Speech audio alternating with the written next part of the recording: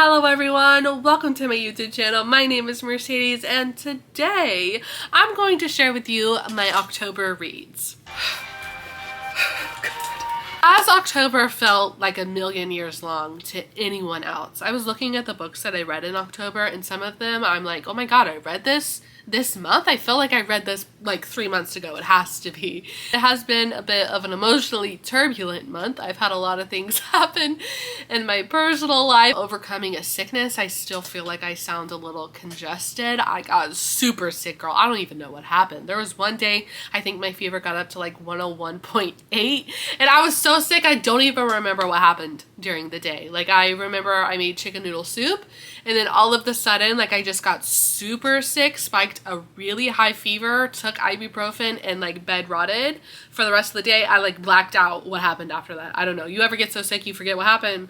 That was me a few days ago. I read 12 books in the month of October and I did think October was going to be a spooky month for me. I was really excited to read more thrillers, maybe paranormal thrillers or just like suspense or books that revolve around Halloween, and that didn't really happen. I guess that wasn't my mood. I feel like last month I really tried to like stock up on thrillers to where I like burnt myself out on it, but I did read 12 books in total for the month of October. Before we get into those books, I know this and I know that you know this because in this community we know that reading is subjective, and just because I'm going to share my thoughts and opinions on these books, I'm not telling you you're going to feel this way, or I'm not even saying that this is the universal opinion. It is just my opinion, and you may love the books that I share today, you may hate them, and that's totally okay because we are adults in this community and we understand that reading is subjective.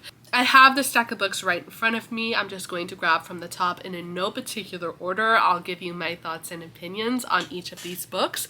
We'll start with the first one, that is The 11 by Kyle Rudkin. This is a cult thriller. I haven't read too many of them. I think the only one I read before this one that was a throat killer. Hello? Book boyfriend?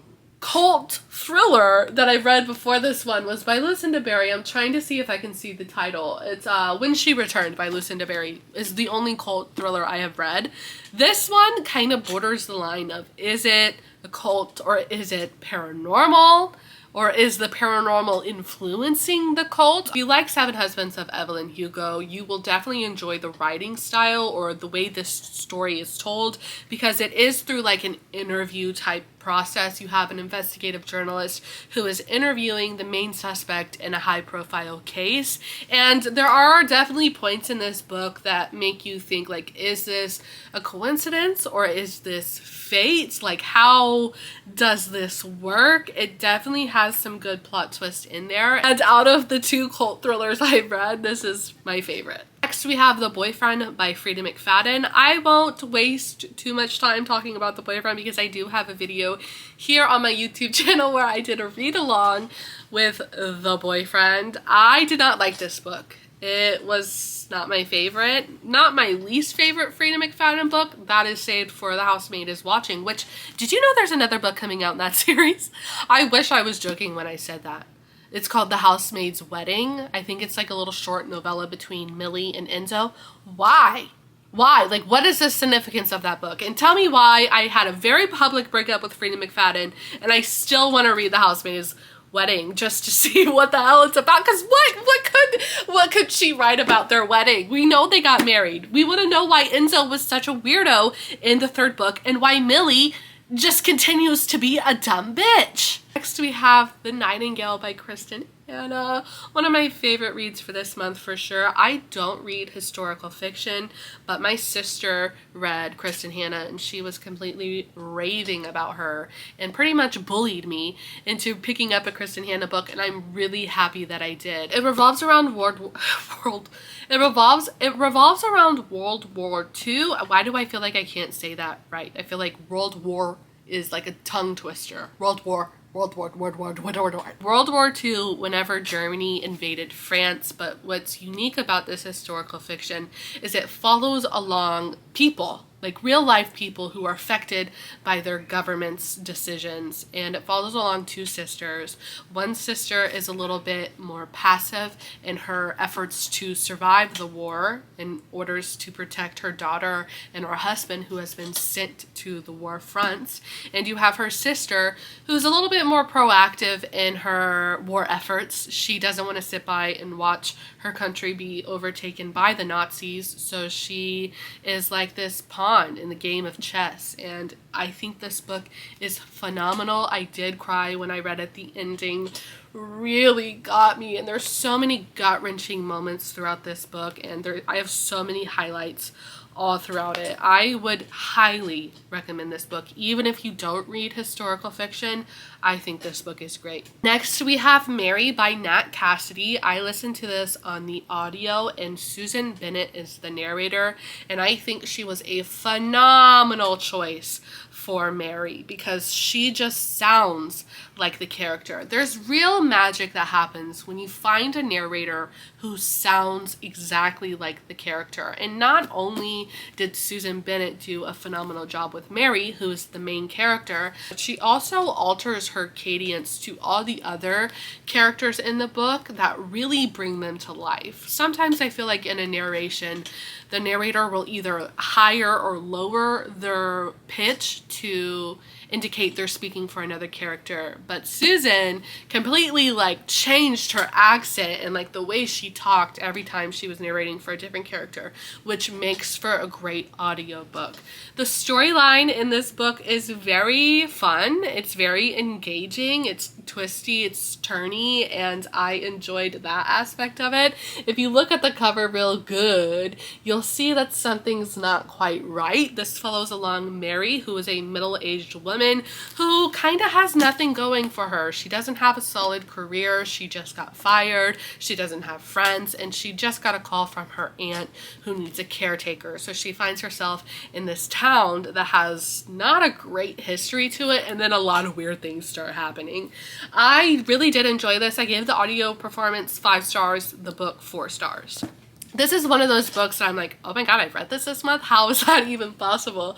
This is Court of Blood and Binding by Lisette Marshall. This is the first book in a 5-book series. And while I enjoyed this book, I thought it was really good. And, you know, I am curious about what happens in the rest of the series. I currently am suffering from something called series phobia, and it's something that I have completely made up in my head. And this stems from whenever I read Throne of Glass. Like over a year ago I read Throne of Glass, and I'm still like, anything that's more than 5 books I get a little nervous. And I don't even read a series like consistently. Like I don't pick up the first book and then finish the series. I like will read the first book, go to another book, then maybe read the second book.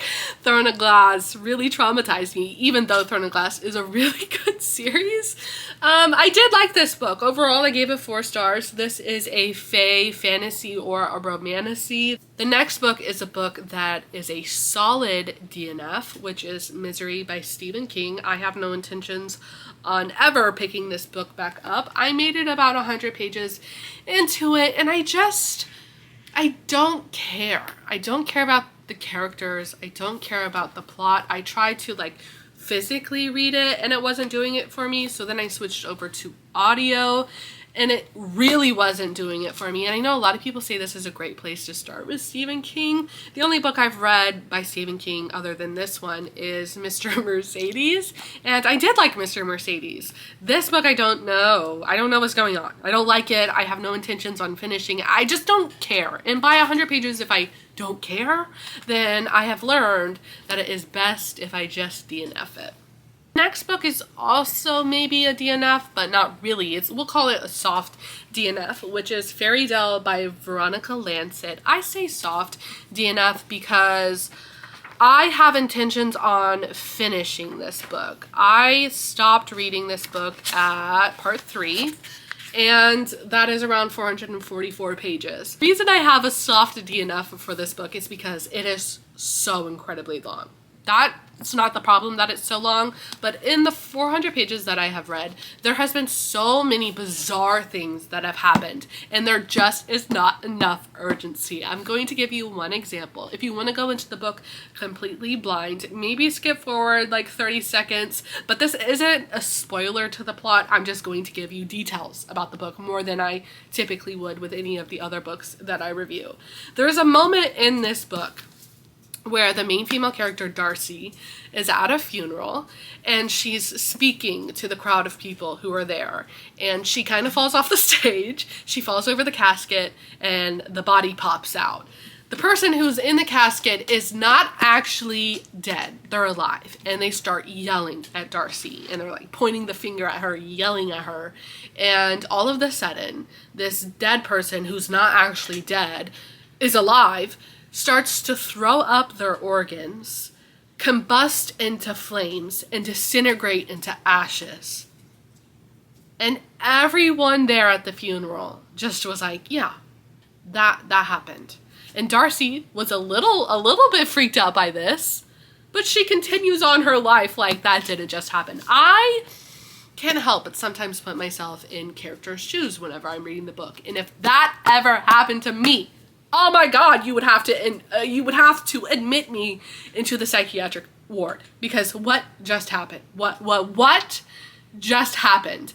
And there's just situations like that I feel like needed urgency to them. Like, I needed Darcy to freak out. I needed her to like be normal. While I'm interested to continue the plot, it just got like I needed to take a break. You know, I needed a breather from it, but I do plan on circling back to it. Next, we have The Last One at the Wedding by Jason Rekulak. Now, this is the second Jason Rekulak book. The first one I read was Hidden Pictures, and I thought that book was great. I loved Hidden Pictures, gave it 5 stars. The thing I really enjoy about Jason Rekulak's writing is that it is addictive. It is submersive. And this story is told in the POV of Frank, who is an older man, maybe like in his 40s, not old. And he is kind of living his life. His wife has passed away. He doesn't talk to his daughter anymore because something has happened between him and his daughter, and you as the reader don't know what. But then he gets a phone call from his daughter who is inviting him to her wedding. This is the first time they've talked in 3 years. And then he starts to realize that something doesn't feel right about all of this. I thought when I started this book that this was going to be another 5-star read, because the way that I wanted to binge it, the way I was addicted to the writing. But then we got to maybe the last like 1/3 of the book, and it kind of tanked for me. I didn't love the ending. It did feel a little rushed, and I'm still very confused by the last sentence of this book. When I read the last sentence, I like stared at the wall trying to make it make sense. And I was like, did I miss something? Did I skip over something in the plot? Like, why isn't this connecting? Like, it didn't make any sense to me. So if you've read this book and you know what the ending means, please put like spoiler warning in your comment, but please tell me, what does the ending mean to this book? I have no idea. I think overall I gave this book 3 stars, but I would still recommend it because it is like addicting. It's a quick read, and I like Jason Rekulak's writing. Next, we have Slewfoot by Baram. I thought I was going to read a lot more witchy books this month, but the problem was I read Slewfoot, and I didn't need to read any other witchy books because this book gave me everything I could hope for when it came to a witchy book. I don't want to say historical fiction because it's not a historical fiction. It is like a fantasy based on history. What do you call that genre? I don't know. But this takes place in Connecticut in 1666. And it just feels like this could have actually happened to someone. Like, if witches were real, are they? I don't know. I feel like there's a period in time where witches were super active. Like, they had like this real part in society. And now you have witches, but they don't have like, they're not as like prevalent as I feel like they once were, or maybe they are and I just am not aware of it. Anyway, I feel like this book could have actually happened to someone. The main female character, Abatha, comes from a lineage of witches, and while she's not active in being a witch, you know, fate kind of finds you, and like her spiritual side is just a part of her. And that's a problem in this society because witches are of the devil, and they are not allowed to be people in society. I feel like I'm describing it horribly, so don't listen to me as I talk. Just listen to the part where I tell you that this book is phenomenal, and if you like witches and if you like I don't know, like a historical real life aspect, not too heavy on the fantasy, but there is fantasy elements to it, then read this. I feel like I get a F for the way I explain this book. But it is so good. It's a 5-star read. This is another 5-star read for me this month. Next we have Nocticadia by Carrie Lake. Everyone raves about Carrie Lake. Everyone says you need to read a Carrie Lake book. And so I started with Nocticadia. I'm not quite sure why I started with Nocticadia because I don't love an academia, and that's what this is. It's like a dark gothic academia. And while I enjoyed it, I enjoyed the storyline and the characters and the tension and the suspense. I liked it. I didn't love it. I don't love like the professor student vibes to it. I liked it, and I could see what everyone is saying about Carrie Lake. Her writing is really good, and I do want to read more of her books, but this wasn't my favorite. I think I gave it like a 3.5 or a 4-star, and that's just because I don't love an academia. Excuse me. The next two books I actually don't have a physical copy of. They are both by Kenna King. They are both hockey romances. And I just don't know, like when I'm having a down day, I don't know what to read, I can always count on like a sports romance because they're quick reads. They're fun. There's usually like a possessive, dominant main male character. Just fun, quick reads. So that's what these two books were for me. Have you guys read any of these books? If you have, I would love to hear your thoughts on them. Or what was your favorite book that you read in October? Thank you guys so much for joining me on this little YouTube journey that we got going on over here. But that's all I have for you guys today. Okay, bye. Love you.